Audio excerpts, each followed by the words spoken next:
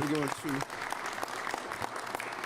going to open the questions, but let me say this. First, I think Assemblyman Kim said something to me just a little while ago that really personifies where we are right now as an administration. We're not going to punt. We're not going to punt. We're not going to turn the ball over to someone else. We're not going to pretend as though what is happening on our streets, and we're just not going to run away from this issue. And we've dealt with many issues during this administration. Nothing has brought more passion than this topic, right within the administration. The administration debated, looked at every line of the law. Everyone brought all of their feelings and emotion into this. I have not witnessed one topic from my 11 months of being the mayor of this city that did not bring out so much passion among the men and women who are in this field, who have really dedicated their lives to this issue. And those of us who really believe that we have abandoned people on the streets. And all of us know it. You all know it. You're watching people standing there on the street talking to themselves, don't have shoes on, shadow boxing, unkept, and we are walking by them. We're pretending as though we don't see them.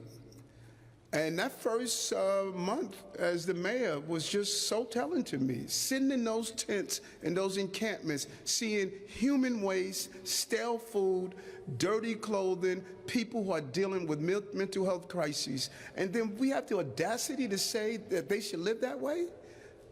I'm just not going to do that. And I know some people may look at what we're doing saying that we are trying to do something to take away the right of people. No, we're not. The right is that people should be able to live in dignity. There's nothing dignified about living a month without having a shower. There's nothing dignified by using the corner of a tent as a restroom, or having month-old food sitting there, or talking to yourself, being disillusional, or waiting until you carry out a dangerous act before we respond. That is just so irresponsible that we know that this person is about to probably go off the edge and harm someone, but we're going to wait until it happens. Not in this administration.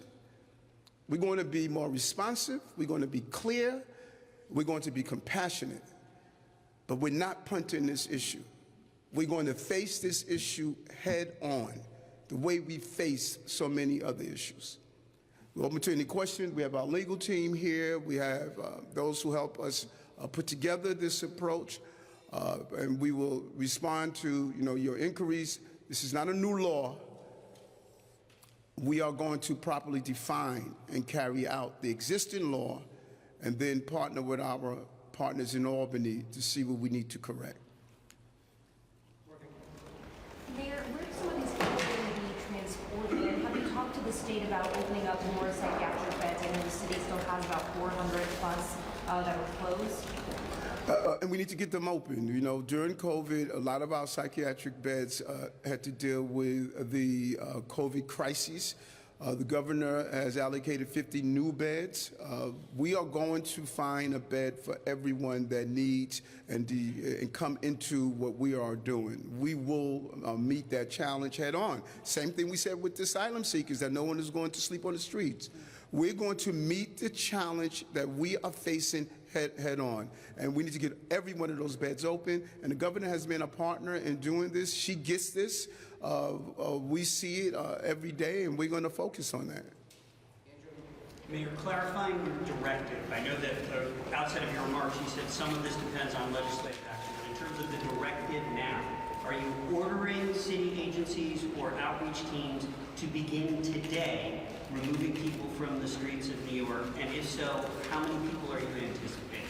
Well, first, we don't know the anticipation of how many people are at a place where they are endangering themselves by not being able to take care of their basic needs. We don't know the count. We know there are far too many. And it was something that we discovered during this when my chief counsel stated when he went out in the subway system to do an overnighter, and we were comparing the notes. We were seeing the same thing. Many of our teams were really unsure of how to engage. The other day I spoke to a young man who didn't have any shoes on. I sat down next to him, started speaking with him. There were some issues. And you know, if we don't do that engagement and we don't have clarity that if a person's not taking care of their basic needs, that it endangers them. If we don't feel comfortable enough because the law is unclear, we need to make it clear. But we're sending a real message with the training today with our teams. Based on our observations from 11 months of doing this, each month we did something different. Each period of coming back, we did something different. We looked at the end of the lines. We looked at how to put people in the subway system. We kept evolving until we got to this point here. And there's going to be another evolution. There's going to be another evolution. But what we are stating, we're not going to stay. We're going to go observation. And this team is in the subway system. We're on the streets. We are engaged. You can't solve the problem from an ivory tower. And so what we're saying to our responders, that we want you to be engaged, make the right determination if a person is not taking care of their basic needs. And if you can't answer the question, call the clinical experts and use your FaceTime, use whatever devices you have to go a video and show, this is what I have in front of me. Does this meet the criteria to bring this person to get evaluated at a hospital? Who makes that call? The clinicians will make it, and the police officers have a basic right to do that also. Our first frontline workers also have that right to do so also. They've been reluctant because there has not been any real clarity, and we're giving them clarity with the new training that we put in place. Hi, Mayor. Two quick questions. How many people do you have in the city who will be working on this effort across the agencies? And what sort of determinations are police, firefighters, EMS, and everyone else going to use to determine that somebody can't meet their basic needs? You gave the example of somebody, shadow boxing without their shoes on, but like, could you explain in more detail what the determination is going to be? I can start. I think one of the tricky things about this is that you're really going to have to look at the cases case by case, because we're really looking at people who not only can't meet their basic needs, but are also that's causing them to be in danger. So right now we have hundreds of outreach workers at the Department of Health, folks in H&H, also in the police department and EMS, who get to a situation and feel like they need a little bit more clarity. So today we want to give them some more clarity so that they can make that good assessment to be able to transport that person to the hospital. But to remember, that's only the first step. The next step is that you need to go to the hospital. It's going to be a doctor who's going to make that evaluation and to see whether or not the person needs to be kept or not. A mental health professional teamed up with law Yes. enforcement each time? Correct. So just how many people, do you know how many city workers will be involved? I have to get you the exact number of city workers, but as the mayor said, we've all been doing a lot of this work for the past 11 months, and we're just honing in on our strategy, kind of like a good manager and continuing to do continuous improvement. What are we learning? What are the gaps? How do we do better to make sure that people are actually getting the care and treatment that they need? And no, look, this is important what you just asked. Also, that police officer that's on patrol, that police officer, what we are doing to evolve from what we've learned, that police officer on patrol in the subway system on the street, they're going to be handing it off to the professionals, officers who are trained to use the sensitivity, the care, because taking the officer off patrol to spend an hour and a half, an hour to engage this person with the necessary care and patience that's needed, that is not a good use of manpower.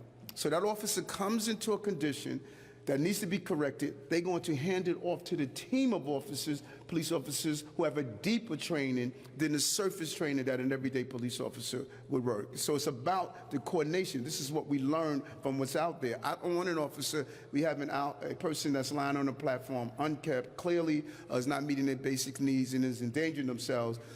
That officer should not spend that entire day. There should be a professional team of officers that can coach this person to get the need that they deserve. Mr. Mayor, I'm wondering if this is a program that's limited just to the homeless that you see on the street or whatever, because as you know, almost every day there's an incident where somebody is an EDP who does something that's astonishing. It could be anything from somebody pushing somebody on the subway tracks to a woman who stabs her 2 children with a knife. So how do you get to those problems, the people who do things that you might not be able to anticipate, that don't look like they're homeless, but definitely need mental health care? Well, this city must become a trauma identifier. And it's more than, we're not only talking about those outreach workers. Every one of our 320,000 employees, if they see something, say something, do something, hand it off to the proper authority. And everyday New Yorkers, the 8.8 million of us, if you're watching or knowing of a condition on your block, we have to all get engaged in this. And so you're right, there are things that are happening behind the doors, but we are aware that this person is going through some severe challenges.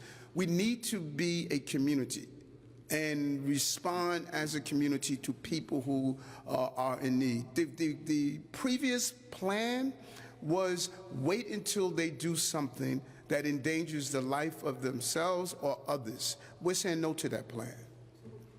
Call 311. How, if you see somebody on your block that's exhibiting mental health issues and isn't obviously homeless, how do you get help for that person? Do you call EMS? Do you call 311? Do you call 911? What do you do? It depends on the level of what they're doing. If a person is swinging around a machete, you're going to call 911. If a person is doing something that it appears as though they're not taking care of their basic needs, you call 311. And so the level of what you have observed, we want to respond to. And some of the communities that we moved around in, we are witnessing the same people in the same community doing things that's disruptive. And many of us have normalized that until that person carries out an action that harms himself or harms someone else. And we want to stop that. Yes, can you go into detail a little bit about these specialized teams, how they engage with these individuals, how they make the determination, if they approach somebody after the first police officer gets there, what they do, how are they talking to each other, and making sure that this person either needs help or can remain or One of the team members wants to. I can start. Kelly, I know I keep on saying that this is a kind of a case-by-case basis, but I don't want to give you one example, because I think as you go into, whether it's on the subway or the sidewalk, what people see is they'll engage someone that looks like they are struggling. You go up, you have a conversation with them, just like all of these folks do in that engagement work. That takes time. You ask them questions. You ask them where have they been. You've asked them, do they have a place to go? The determination could be made. We could see physically that there's something wrong with them. We could see that they're, not based in reality. They can then call somebody to get an assessment if they're like, I'm not really sure, except for I've been coming to this place for the past 5 weeks and this person has been on this same corner and it's getting really cold, or there's something going on, or they're talking to themselves. They then call, and then they can say, and after a lot of times we see that when you really engage people and say, come on buddy, I need you to come to the hospital with me, that if you're patient with people and if you engage them, you can get them to go to the hospital. So we want the specialized teams to come to that site and then do that work and wait for the EMS to come so that we can transport them to the hospital. And then we want the information to be given to the doctor that's doing that work at the hospital so that they'll be able to do a good evaluation and get that person the care that they need. Mr. Mayor, so right now in the case of Demine Fleming, the mother that tragically killed her 2 children over the weekend, she was living in a family shelter. And there had been a previous incident that had been investigated where she had allegedly abused one of her sons. Right now, the city's shelter system, there's a very small fraction of mental health services available.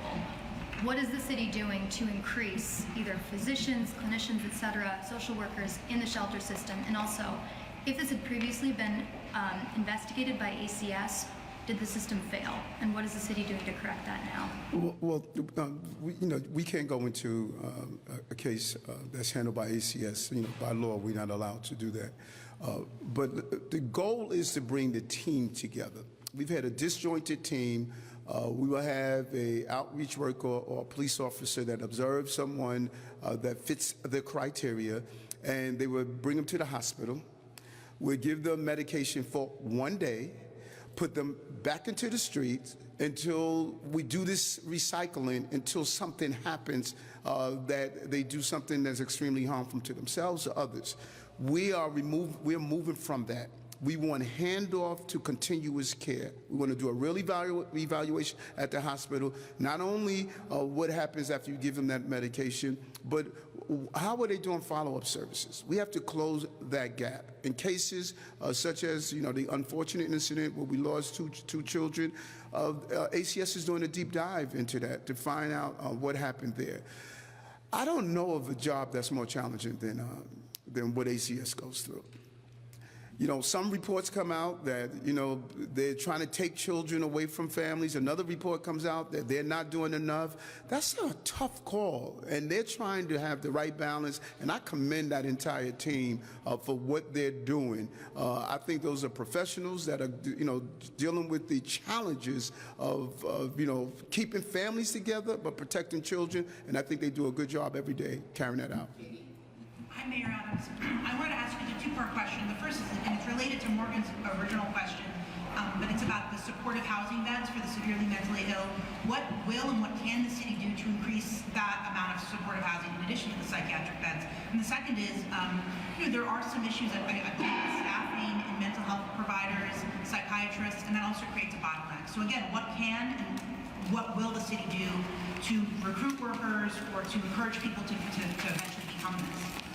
As we roll this out, we're going to see the additional needs, and we're going to staff up to those needs. We're going to continue to advocate, and that's why we're happy to have our partners here from Albany. We need beds. There's no getting around that. We need beds, but we're also going to use the technology that's available for us. I think it's a powerful tool to FaceTime a clinical professional and say, this is what I'm dealing with in front of me. Give me some assistance here. And we're going to utilize all of those tools to accomplish this task, this rethinking about engagement with people who are dealing with mental health. But we need beds. We're going to continue to staff up with psychiatric professionals. We're going to lean into telemedicine, which is often ignored, to give assistance. Every tool that's available, we are going to utilize. Mr. Mayor, I just want to get some clarity on your answer to Sally's question. In these scenarios where you have a cop responding and then calling in this kind of more specialized team, when that more specialized team comes in, is there like a clinician from the Department of Health with that team, or is the kind of clinical advice coming from that hotline? And one more thing on the hotline is, does the hotline give the city some sort of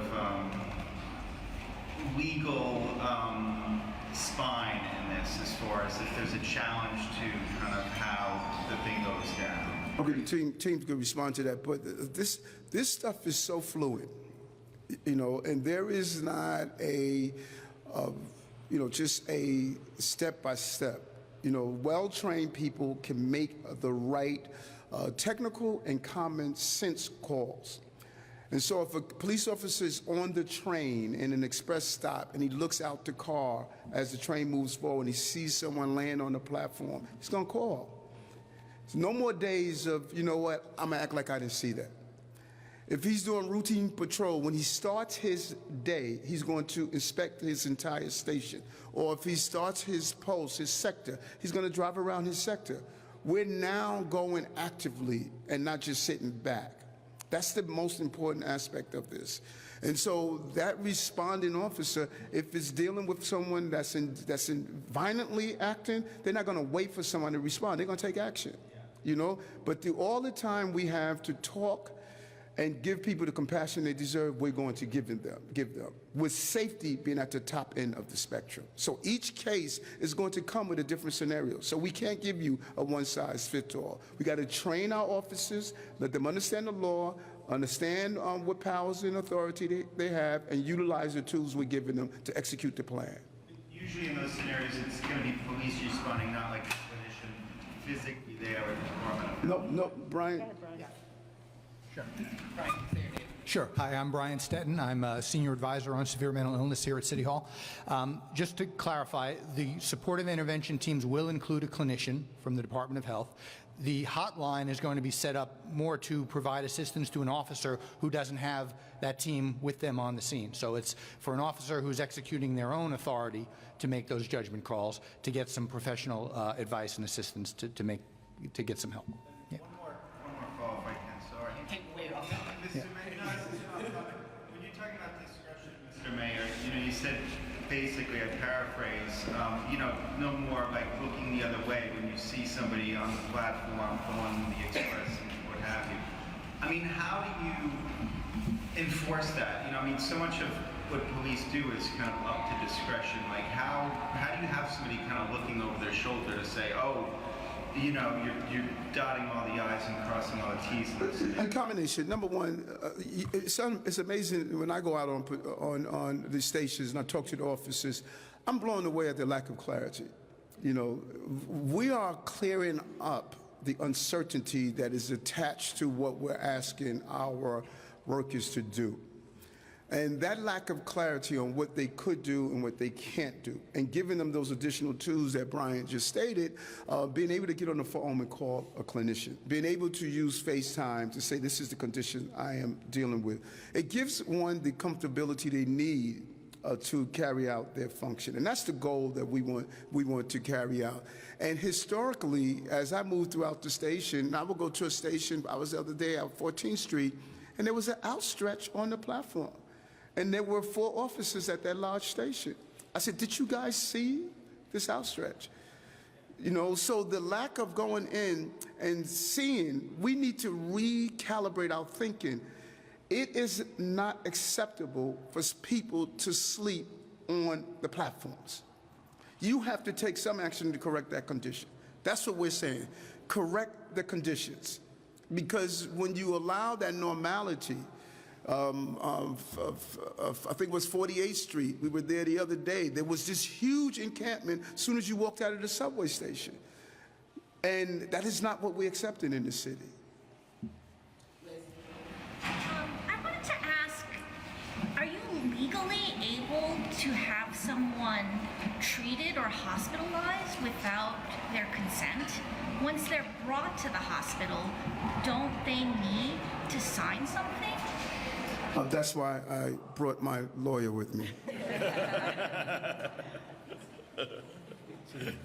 This is the short answer here is this is governed by the state mental hygiene law, and there are provisions under that law that allow for the involuntary commitment of individuals to the extent that they're a threat to themselves or to others. If they're a threat to themselves and causing danger to themselves, as the mayor said repeatedly in the speech, that provides a basis after a diagnosis by a clinician, by a doctor, to determine whether they meet the criteria that are set forth in the law. That allows for them to be involuntarily committed. They do not need to, by definition, they do not need to consent to that involuntary commitment.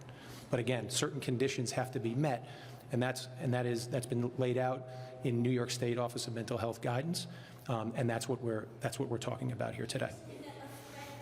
Themselves is broad enough to encompass someone not wearing shoes, talking to themselves. So as the deputy mayor said, it's a case-by-case determination. There are many factors, many indicia that go into each evaluation.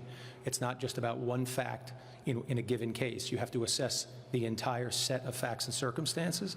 But one of the bases is if they are a threat to themselves by virtue of their inability to care for their basic needs, food, shelter, health care, those types of things, that can become a basis for an involuntary commitment. Did you see a scenario in which a person is allowed back out and then they come in? Well, okay, hold on, because this is important.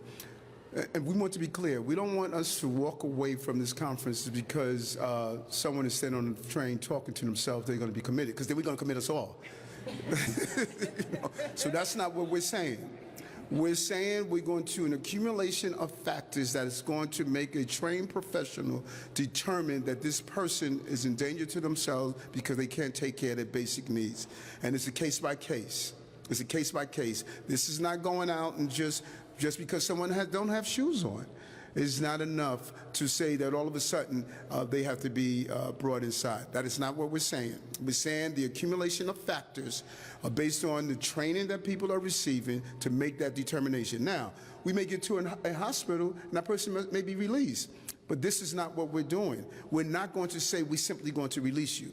We're going to be connecting you. Who is your care provider? We're going to start connecting the dots. Instead of just turning you loose from the hospital, we want to make sure this person needs to get follow-up care so we can start building that community that we're looking for. Thanks. Hi.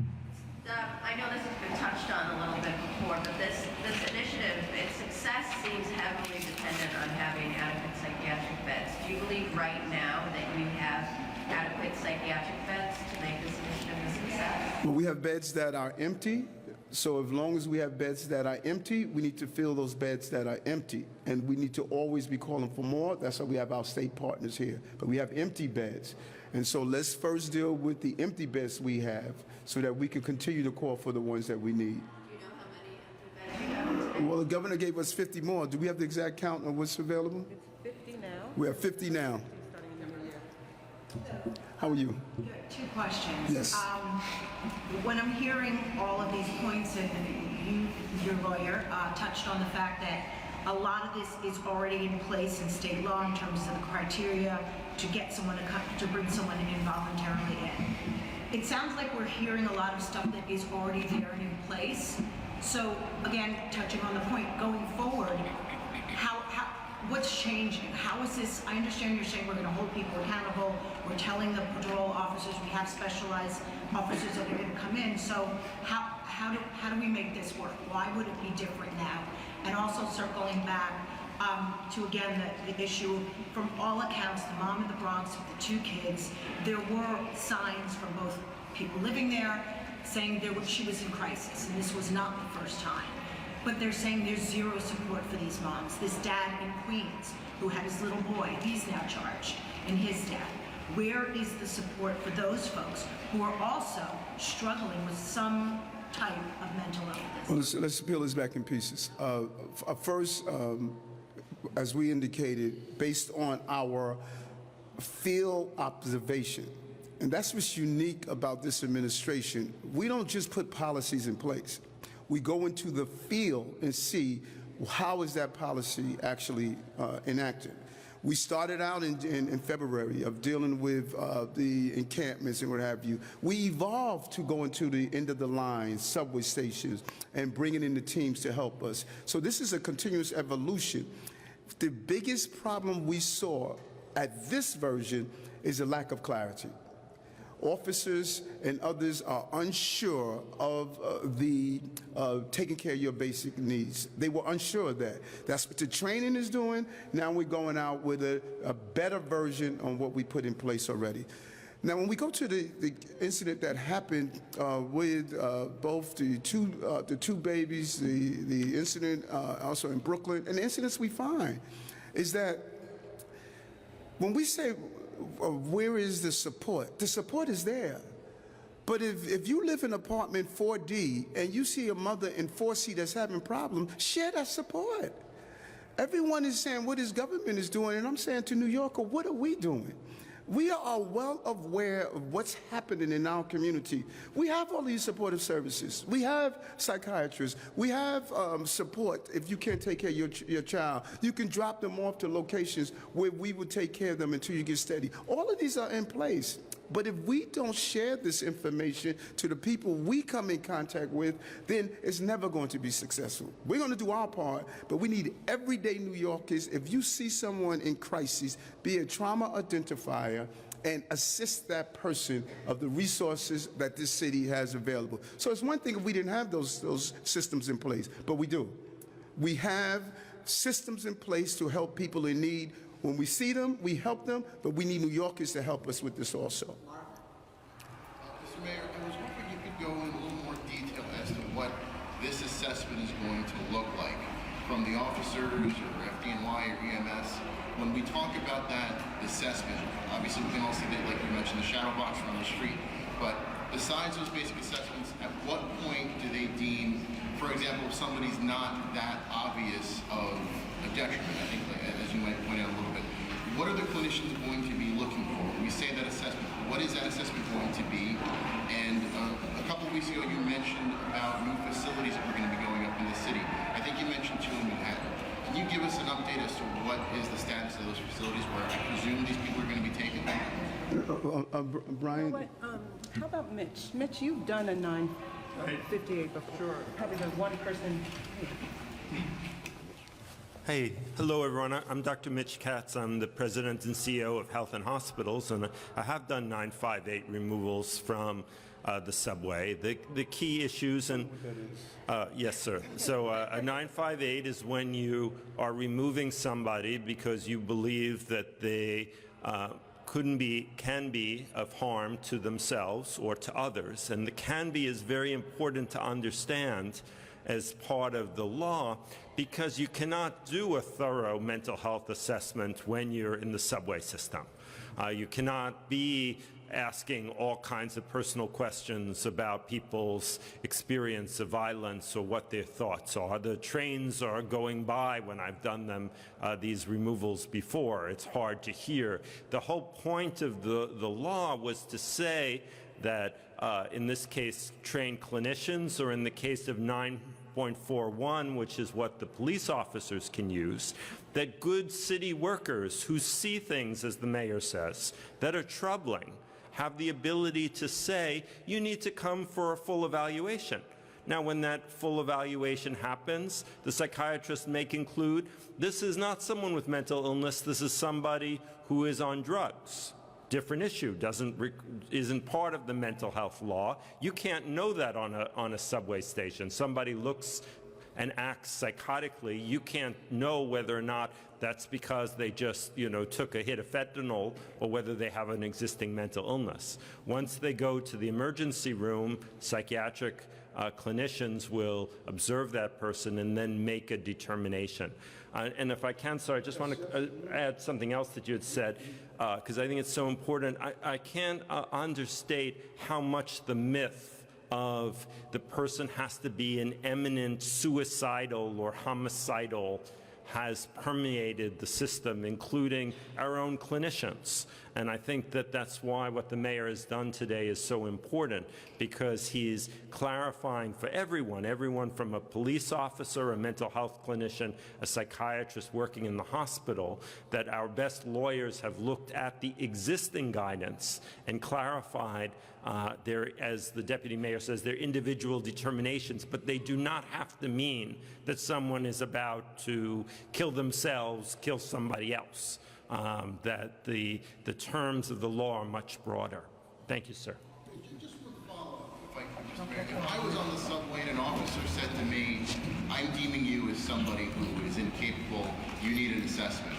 And, if I said, no, I don't, is there a legal compulsion by that officer to put me under arrest regardless of whether or not I want to go, regardless of whether or not I'm exhibiting any other symptoms, like, let's say, the shadow boxing, for instance? Similar to when an officer puts somebody under arrest. Once that process begins, there is no ability to get out of it. Okay, because, no, and I got you. At first I thought you were talking about specifically you.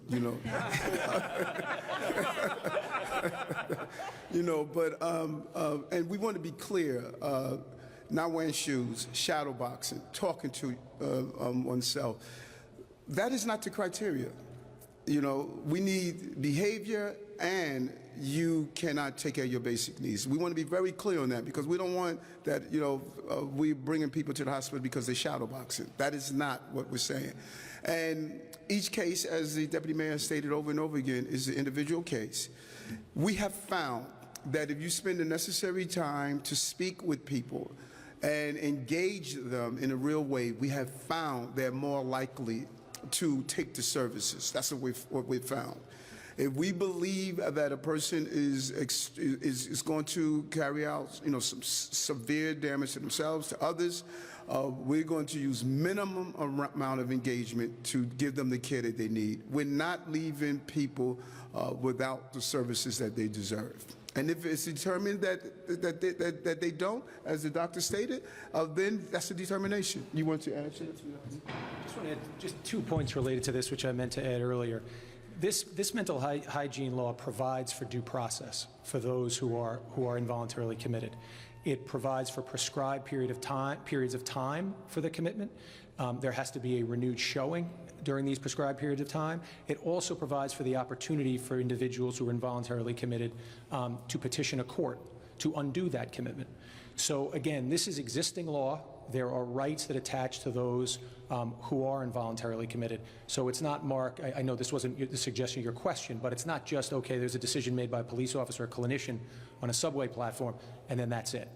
There are multiple levels of review here. I think that's just important to keep in mind. Yep. I'm sorry? For Dr. Katz, someone who's done this kind of work, and as far as your interpretation of this more broad understanding of this law goes, what are some situations in the past where you might now take action under this more broad interpretation?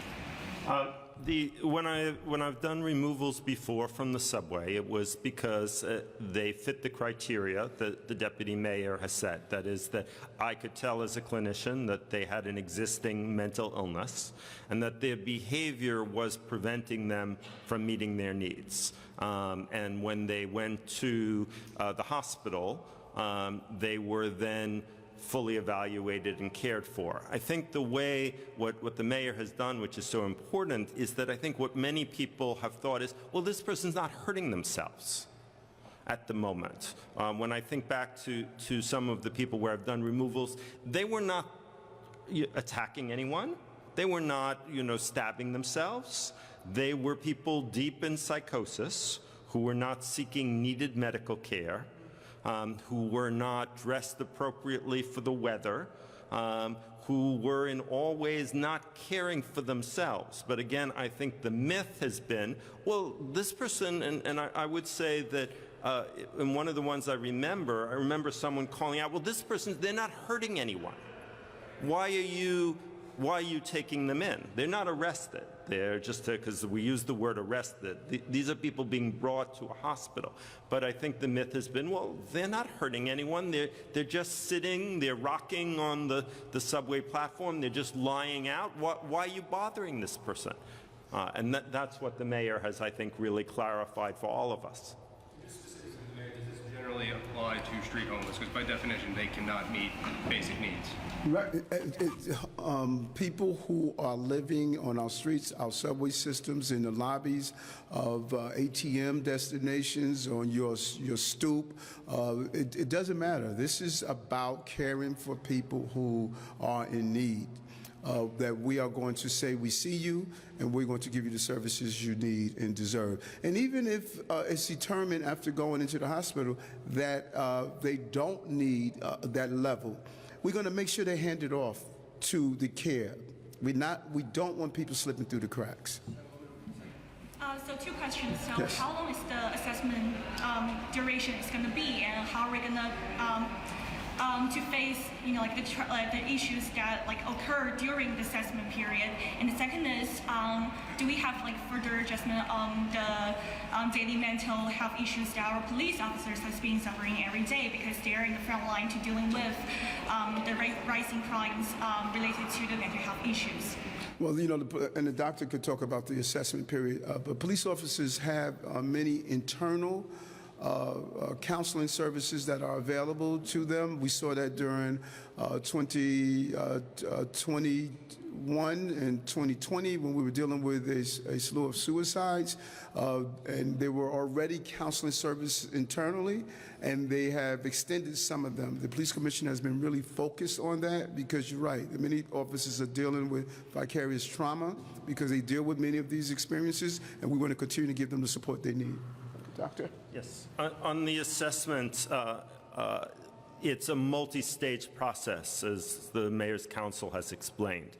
So on a subway platform, either a mental health clinician or a police officer, depending upon what we're talking about, are going to need a sufficient assessment to feel that this person has a serious mental illness. but that's why they're acting the way that they are, and that they are unable to take care of themselves. And sometimes, you know, that involves talking to them, asking them what their plans are, where are they planning on going, you know, where do they receive their medical care, where did they live, when did they last eat. It is not a long assessment, but once they are removed and brought to a hospital, that's where they need to get the full assessment. And those assessments can often be, the initial assessment can be an hour or two as a first assessment, and then often people are allowed a period of time to stay in the emergency room and reassessed, especially in cases where there may be drugs on board that are affecting the person's behavior. And then, as the mayor said, what we want is really, mental illness is a lifelong illness. And so you want to keep in touch with the person. You want to make sure that even once they're leaving the hospital, as the mayor has said, they're connected with the services they need. The hospital during this time, and would that cause like the shortage or hence to the hospital's accommodation? Well, he's my boss, and he's told me that we are going to take care of everybody who needs to be taken care of in the health and hospital system, and we are absolutely committed to that. We have, as the mayor said, had challenges around workforce, as many employers, private and public, know in New York City as an outgrowth of the COVID pandemic. But we are able to open additional beds, and we will seek from the state whatever flexibility we need around staffing in order to meet the need of the city. Hi, Mayor. Just to put a finer point on Paul's question, is the state of being homeless on the streets of New York enough to qualify someone for an evaluation under this new criteria?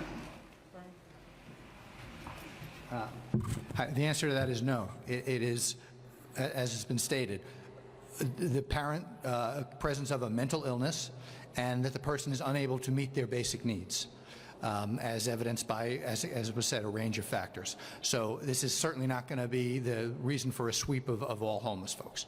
And if I could just follow up, given that we hear it's a case-by-case thing, it's going to be a subjective evaluation, what kind of protections are there to avoid biases coming into play, whether it's against the homeless or against people of color in this situation? Yeah, well, I would certainly say that the training that is going to be provided is going to be an enormous factor in making sure that doesn't happen. And also the due process the person receives. At the end of the day, if the person chooses to challenge their admission to the hospital, it's got to be proven, right, by clear and convincing evidence that the person meets the criteria. And, you know, we rely on the courts to make sure people's rights are protected. Okay. Thank you. Thank you. Thanks all.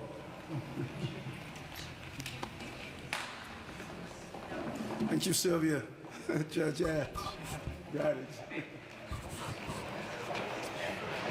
you.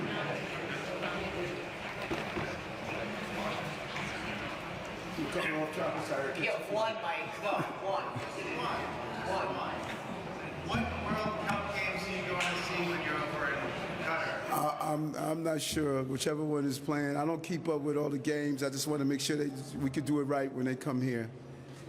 Is that trip to Greece and Qatar taxpayer funded? Oh, which one? Your overseas trip this week? No. The host of the anti-Semitism mayoral conference, they're picking that up, and for the Qatar's trip, it's on my dime. When I do my dime, I could do my time, and I won't hear anyone whine. Just kind of back to the on topic before, about that hotline, a couple of things.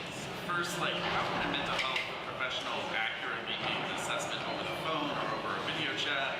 And is that based on anything that's been used in the city before or in other cities? No, we are finding now that telemedicine is being used with dealing with mental health illnesses. And remember, it is not to make the final determination if that person is going to be admitted or not. It is to give the basic enhancement on the training that officers and those clinicians in the street will already have. Nolan's been trying to get a question. walk back to the on topic just for a second. You're talking about the importance of ensuring folks get care and stay on their care when it comes to mental health. Fewer than half of the city's safe haven shelters have mental health services on site. So folks have to take a train, go to a doctor. It's not readily available at many shelter locations. So how do you get people connected to those services? And then what does this plan do to expand on-site mental health services at safe haven shelters and at the family shelters, where I think it was fewer than 10 out of 250 family shelters have on-site mental health services? What does this do for that? Nothing specifically to deal with that question, because I noticed also, and part of what we are looking at, I was at Help USA on Randall's Island a little while ago, and I believe we should start looking at how do we put a lot of this help right on site. Not only the mental health, but even the health care. And we're really looking at the feasibility of placing right on site so people can get the assistance they need, and that's what we're factoring now. So if I could just follow up on that question.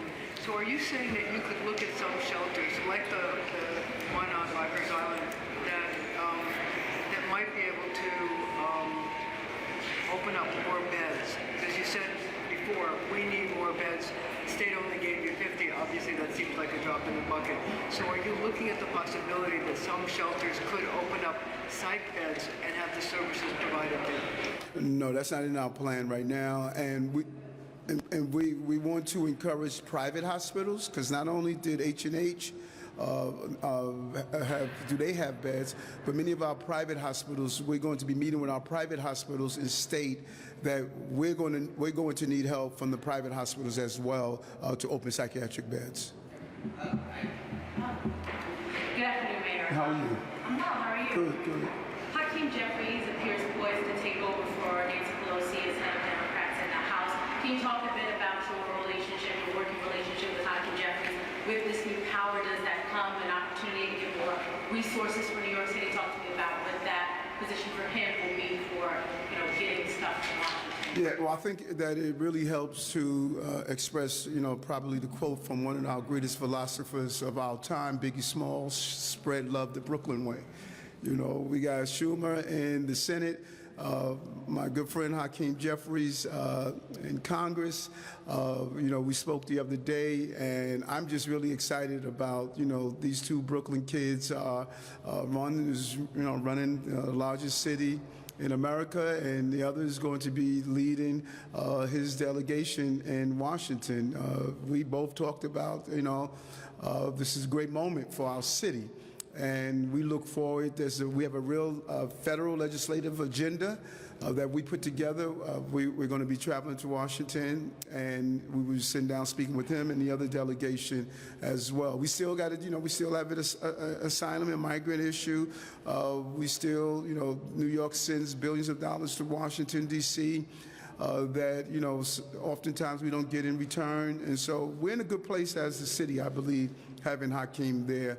And I just look forward to his run when he becomes the leader of his conference. Hi, Mayor Adams. I just have a question. I was curious because the NYPD is so involved in the mental health initiative.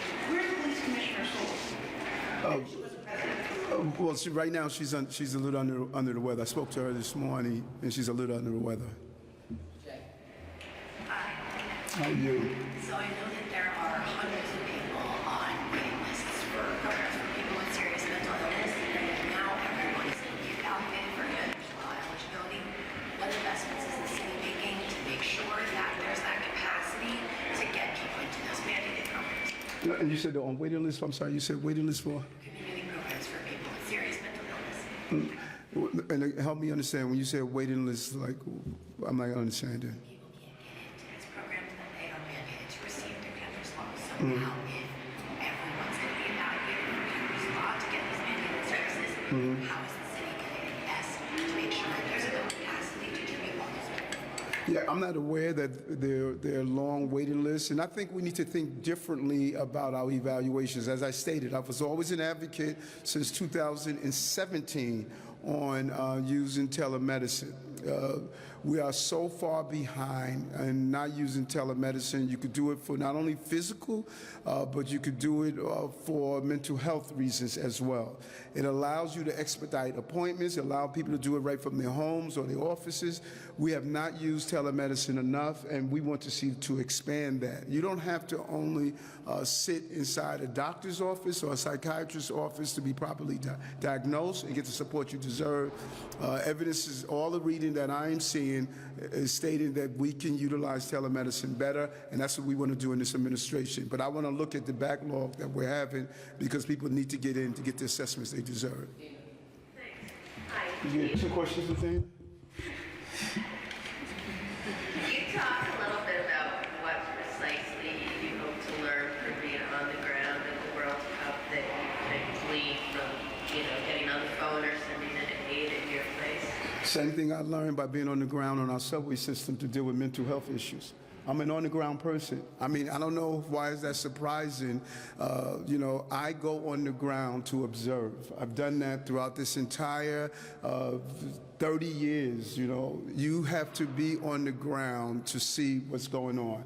I do it in the subway system. I do it in my schools. I do it in my homeless shelters. I do it on NYCHA. This is nothing new. Why is it surprising that I go on the ground to inspect what is happening? I want to see, we're getting ready to have the World Cups here. It's a huge undertaking, and I want to, since I'm in the region already to deal with the anti-Semitism, I'm taking a quick flight on my dime to go inspect what is happening there so that we can be prepared. I'm an on-the-ground guy.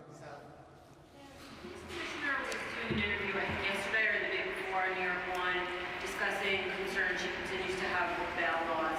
And I was wondering, I know you've recently said there's a lot more to what's going on than just bail, and we shouldn't just focus on that.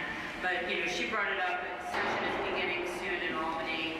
I was wondering if you're still going to be pushing for the same changes, in the upcoming session in Albany to the bail laws we work this year, and if there are any other changes related to criminal justice. Yeah, and I'm reluctant to say yay, nay, because it seems like that's all people want to talk about is bail reform.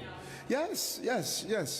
When we had our summit at Gracie Mansion, discovery, how, both prosecutors and DAs are understaffed, the amount of paperwork that's needed from discovery is just unbelievable.